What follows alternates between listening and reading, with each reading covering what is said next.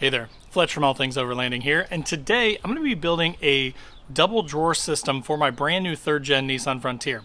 The dimensions approximately are about 44 by 44, so if you have a mid-sized truck, it's likely that this will work for pretty much any of them, but do some measurements, check them out. I will also show you my measurements. But if you want to learn more about my drawer system, how I'm building it, why I'm building it, how much it's going to cost, stay tuned. Let you go. Let's just pull you closer.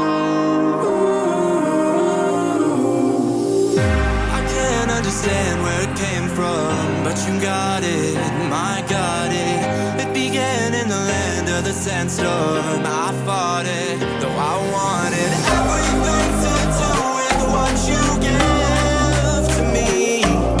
Loosening my grip. All right, so let me start by just kind of giving you a general idea of the dimensions in my layout. So again, you can see if it's going to give you some good ideas. You are welcome to tweak this. This is just what I did and something that would fit my setup, but obviously there are a million ways you could do this. So again, I hope that this just gives you some good ideas and then you can kind of take it from there.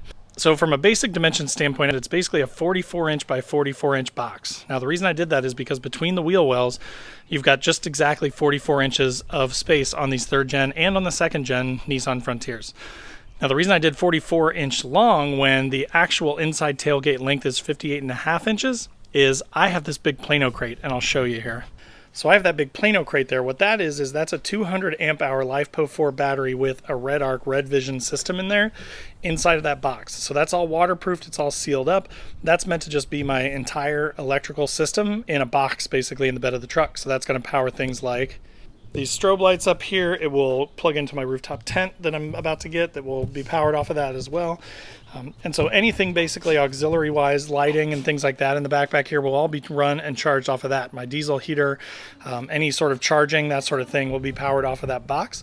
So I needed to leave room behind that. Plus, when you make it a square, it's just a little bit simpler as far as a design standpoint goes. So being 44 by 44 made it a little bit simpler for me to design into a box. Now, one note is I did end up actually cutting the bottom piece down to 43. And the reason for that is just that there's a little lip here at the back of the Frontier. It actually lines up with the ridges in the bed, so you don't have to do that. But what that's going to do is that's going to become the sealed face of where my drawer faces are going to go. I'll get to that a little bit more here later on in the video.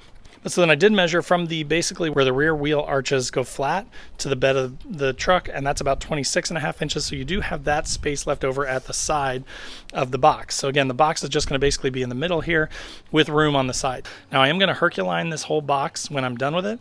So just FYI, that's going to cover up any screws or any sort of holes, and that will hopefully, 1, protect it, 2, make it last longer, and 3, just make it look a little bit nicer.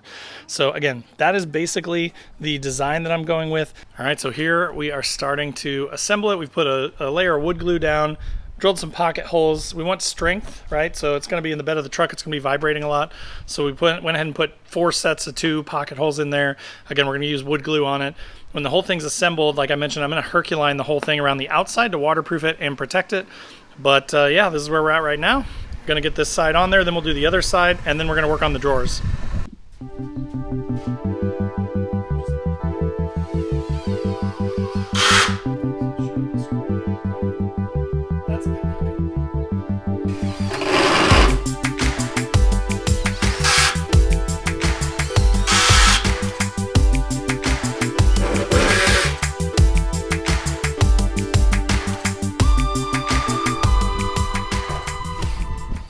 So again, my main concern with this is just water not getting in. So we did go ahead and caulk the inside of all the seams just to be safe.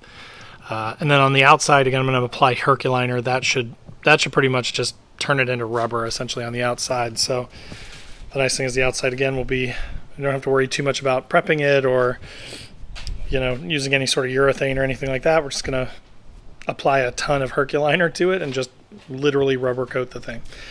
But again, just want to make sure that everything is nice and sealed up so that it's waterproof, and then we're going to get ready to build our drawers. Now here in a second I will show you what I'm going to use for my slides, because I did not go for the super expensive like locking drawer slides. So again, I'll show you what I'm going to use for that here in just a second. Alright guys, so it is day 2. Yesterday we took some time off, enjoyed the Indy 500, and we are back. We've got the basis of the drawers built. I did just install these UHMW strips in here. Now basically this is about 21-ish inches across. So I did approximately 7 and 14. Doesn't really matter. You just have to think about it as weight distribution, right? So this is what my drawers are actually going to slide on. Another tip is I did pre-drill some little holes, and I got some tapered head type screws. This is 3/4 inch plywood, so I got 1 inch screws. Pre-drilled a little bit of a hole in this just so that the screws sit below the top, because you don't want the screws scraping up the underside of your drawers. So anyways, again, we are here. We've got these two sections of the box built. We've got the top cut. We're started on the drawers now, so when we get those done, we'll be installing them, and I'll show you how they work on this UHMW stuff. I've already kind of tested it, and it's really neat. It slides really well. So more to come on that. All right, so now we are working on putting the top on the box. You can see how it's going to kind of slide in there. Should fit right between the wheel wells. Now we did leave about 1 inch of overhang on the top. And then what we're going to do is we're going to put a lip across here underneath the top that will actually catch both these little bumps on the back of the drawer to act as sort of a bump stop, so it kind of like a locking slide where it can't go past the lip of that. And then also I'm going to put like a rubberized seal around the whole inside of the drawer here. And then I've got compression latches that I'm going to use to grab that lip up on top and pull the drawer against that seal. The hope is that that'll keep, 99% of the dust and rain and stuff between the overhang and then the seal. Hopefully that keeps all the dust and water and that sort of stuff out. So we will see how that works, but you can see our friction slides down there. Again, I just got to put in a bunch more pocket hole screws up into the top here, but otherwise we're pretty close. We've got 2 drawers. We just need to put the faces on them. And we've already test fit them. They slide in there really nice. The friction slides work great. I'm actually really pleasantly surprised with those for how cheap they are versus like drawer slides. They're fantastic. So anyways, just got to finish putting this box together now, and then we'll be test fitting our drawers. And then after that, I've got to paint it with Herculiner, and we'll see how it all goes together. All right, so just to show you guys how this sort of fits in here. There's the wheel wells. Again, going 44 inches across makes it so that it fits just perfect between the wheel wells. I did get down and mark. There are 2 drain plug holes under here, and I'm going to drop a bolt down through here and put a big washer and a nut underneath of it, and that's how I'm going to attach it. All right, so now we're at the stage where the drawers are complete, the latches are on, everything's ready to go. We are going to go ahead and Herculine this thing. So again, let's get this thing ready to go. You do need to start with prep, and they do talk you through it a little bit on the Herculiner box. Basically all that it is though, especially on wood because it's so porous, like in the bed of your truck you need to sand it, then you need to sweep it out, then you need to blow it out, you need to really get all the particulates out. On a thing like this, what I basically did was I took like a brush and I just brushed off any dust or sawdust or anything like that from when we were making the box, and that's about it. So again, I'm going to open up the gallon here, I'm going to get it all prepped and ready, I'm going to kind of show you a time lapse here of me doing it. I'm going to do a couple of coats. I do this up on a platform, so I'm going to try and do the top and the sides today and the back, and then I'll do a couple of layers on that, and then I'm going to try and flip it over, and then I'll do the bottom side as well. I'm also going to do the front of the drawer faces, so I'm not going to do the entire drawers themselves, but just the faces of the drawers so they match this and are also waterproof from the outside. So I will do those as well, put a coat on those today as well.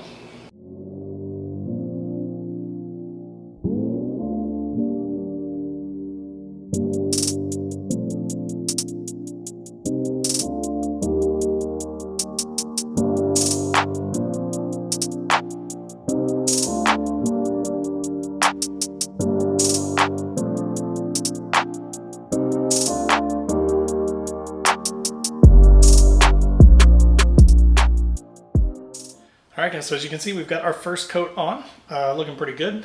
This is more of just like a coating, right? Like an initial coating to then help it adhere on the next go round. So the nice thing about working with this Herculiner is you don't have to worry about it too much. It's not like you're painting like with a satin paint in your house or something and you can kind of see, the swipes on the wall and things like that. With this, it kind of just levels itself out and it's really easy to use. So again, just get everything covered. Make sure you put a little bit extra, as you probably saw in the time lapse. I used a brush to kind of get into the cracks and crevices. There's only the sides to the tops and then the back to the top and bottom and the other side to the top and bottom. So there is a seam, right, that runs right here, and that's my main focus, is to make sure that that's totally sealed up with this rubber cover so that no water can leak in.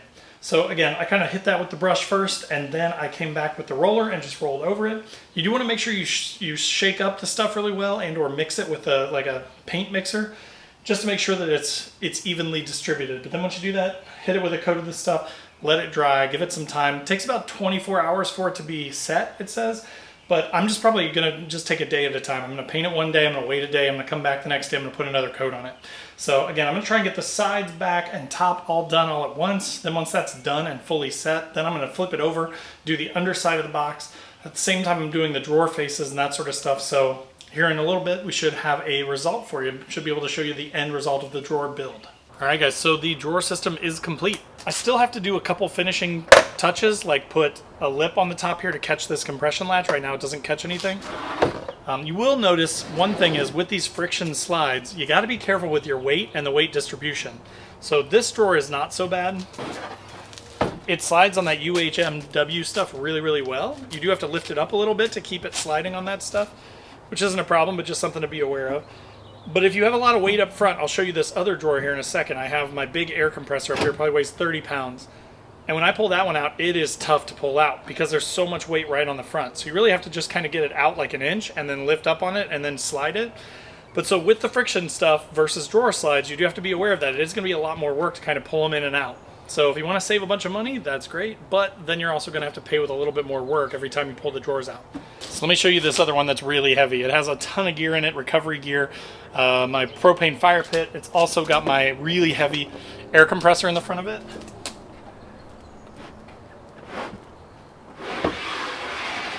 So you do have to kind of lift up on it.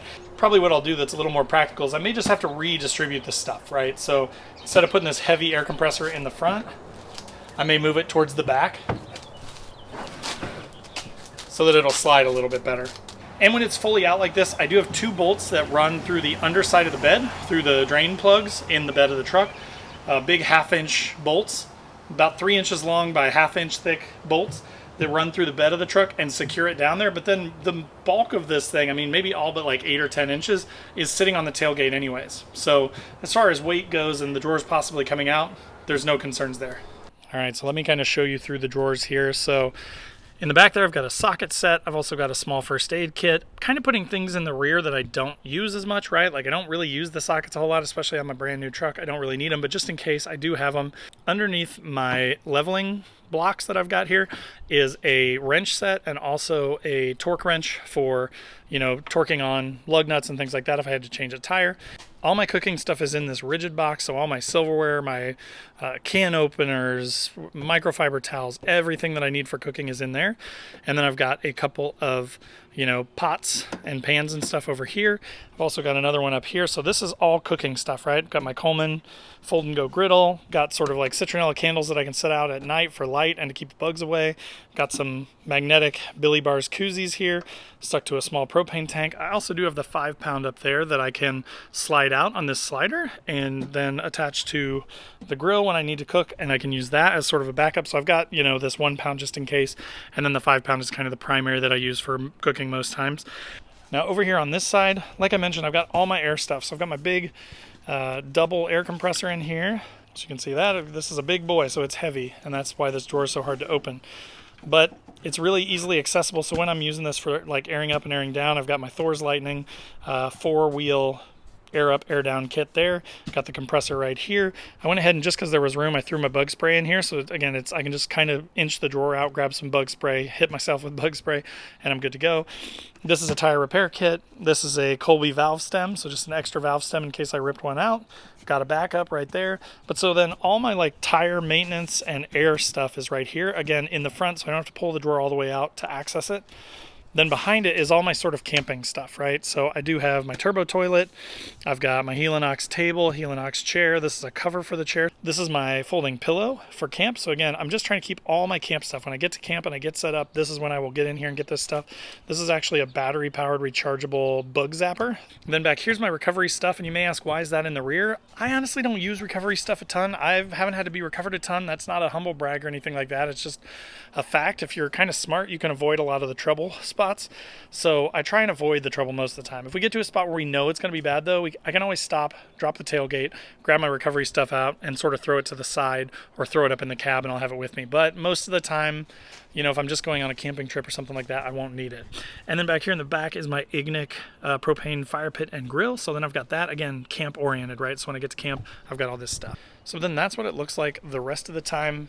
As you can see here too, it does fit just perfectly. So I mean the tolerances are fairly close, but it's just about perfect. Another thing to point out is that little lip that I mentioned towards the beginning. So did leave just about an inch overhang there on the top. So the nice thing about that is any water, of course, is going to run down and then it's going to drip down. All right, guys, so that was the box custom drawer system that I built for my 2023 Nissan Frontier. I hope that was helpful for you, or at least gave you some ideas and stuff. Obviously, I'm not a carpenter. I'm not a cabinetry person, right? But it was not that hard to do by myself, and doing some Craig jig holes and things like that makes it a little bit cleaner of an install. The Herculiner basically rubber coats the whole thing, waterproofs it, will secure it, I think, for a long time to come. It is treated lumber, but, you know, that's almost unnecessary with the Herculiner is my thought, but I'd rather be safe than sorry. So anyways, I hope that was helpful. If it was, click that like button. If you're not already subscribed, click the subscribe button. Click the bell to be notified when new videos drop. I do a couple every week, so tons of Nissan content, gear reviews, and newbie Overlander stuff. So if any of that sounds good to you, I'd love to have you as a subscriber. Also in the description below will be links to all my social channels, so wherever you want to hang out, come hang out. And then last but not least, there is a link to Patreon and my newbie Overlanders group on Facebook. And either one of those are awesome places to be, and I'd love to have you over there. Post up any comments or questions you've got down below, and we'll see you next time.